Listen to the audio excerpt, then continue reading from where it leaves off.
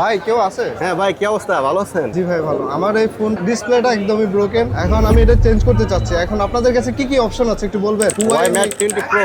ও আচ্ছা, এটা ভাই অরিজিনাল আর হচ্ছে কপিটা হবে? আছে। আচ্ছা, আমার তো বাজেট কম। মানে আপনি এখন চাচ্ছেন এটার ভিতরে বেশি টাকা ইনভেস্ট করবেন না? না না, একদম তার মানে কমের হচ্ছে মধ্যে। কপিটা লাগাইতে যাচ্ছেন? হ্যাঁ, তাহলে কপিটা লাগাই দেবো ভাইয়া। হ্যাঁ, কপিটা লাগাই। ফোনের অবস্থাটা দেখুন, ব্যাক এন্ড ফ্রন্ট ফুল ব্রোকেন। ব্যাকসাইডটা আমরা রিমুভ করে নেব ফোনটার। আমরা এখন যে ডিসপ্লেটা দিচ্ছি এটা হচ্ছে টিএফটি ডিসপ্লে। টিএফটি একটা ভালো মানের ডিসপ্লে। ডিসপ্লেটা আমরা এখন রিমুভ করে নিচ্ছি, নষ্ট ডিসপ্লেটা।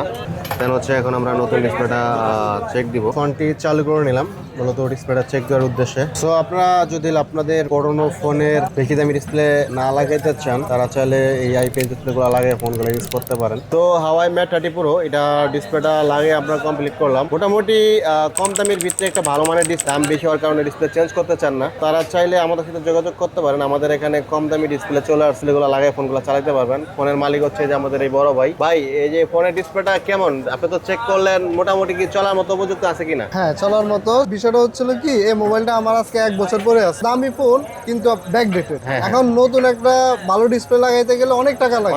এই যার কারণে আমি ফালাই রাখছি। তো পরে আপনার ভিডিও দেখলাম যে কম দামি ডিসপ্লে পাওয়া যায়।